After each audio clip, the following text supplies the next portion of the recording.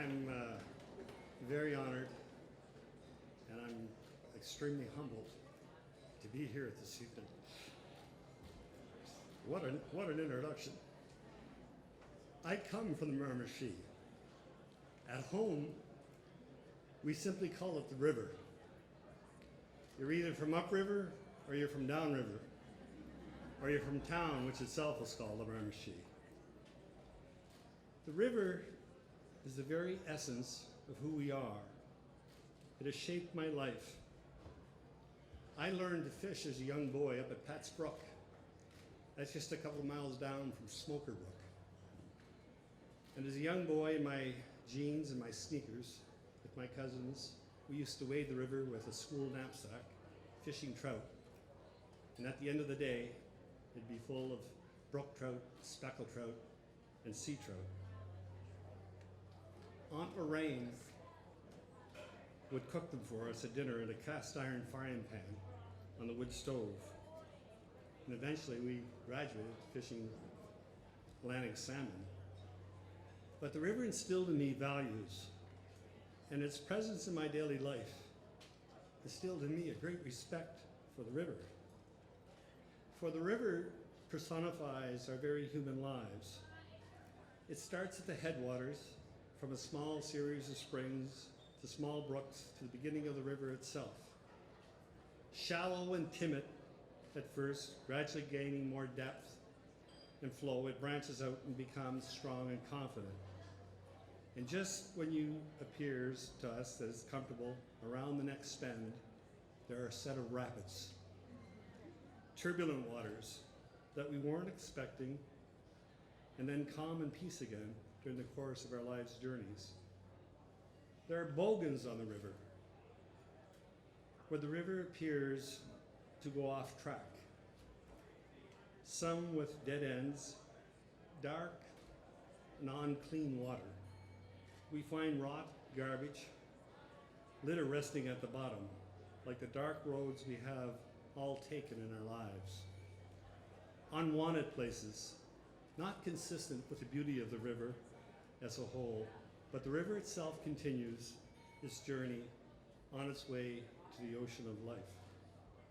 The rivers themselves all across Canada, like the majestic Ottawa River, were our highways. They are the very fabric of our nation, which has sewn our nation together. They have been of immense importance to both our history and the culture of our country. The rivers are all so interconnected. They were the internet. The Ottawa River certainly encapsulates this.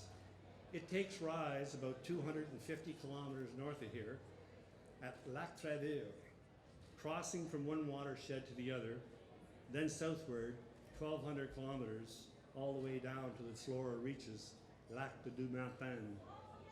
It has sustained the Algonquin nation, and their history are inseparable. Rivers themselves are forgiving, yet we have used them as toilets. We allow tailing ponds to spill into them. Pulp and paper mills have flushed their poisonous chemicals into them. But despite all of this, the rivers continue to flow. And over time, they'll even bury what has been dumped into them. But it's not acceptable, and we must collectively ensure that our children and our children's children have the enjoyment that we've had. And that's why Meredith and Evan have brought us here tonight. But Evan, Meredith, this is difficult for me to say, but you just don't get it. Rivers mean so much more to me than being pristine and giving us recreational pleasure. They speak to me. They understand me. They are the anchor in my life. Don't take the river for granted. I ran this morning at 5:30 a.m.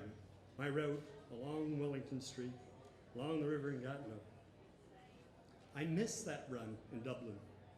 I ran it most days for 9 years that I was here in Ottawa. It's a very special place. It gave me peace, calm, and solace during my busy days. I've spoken to you this evening about the rapids along life's journey. I hit a set of them, a dandy set of them, on October 22nd. It's like you capsize your canoe. There's a moment of panic, and until your bearings and you find your footing, you just don't know where you're at. My life's journey was suddenly changed. I needed to go home. I needed to go to my river. I went back to the river. I walked its bank, the same river that I fished trout as a young boy. Atlantic salmon now as a man. I needed to be with my friend again. Rivers to me are spiritual places with spiritual powers. They heal, they give us solace, reconciliation. And if you let them, they will speak to you. I leave you this with Tennyson. I clatter, clatter as I flow to join the breaming river. I wind about and in and out with a blossom sailing, and here and there a lusty trout, and here and there a grayling, and here and there a foamy flake upon me as I journey, with many a silver break above the golden gravel.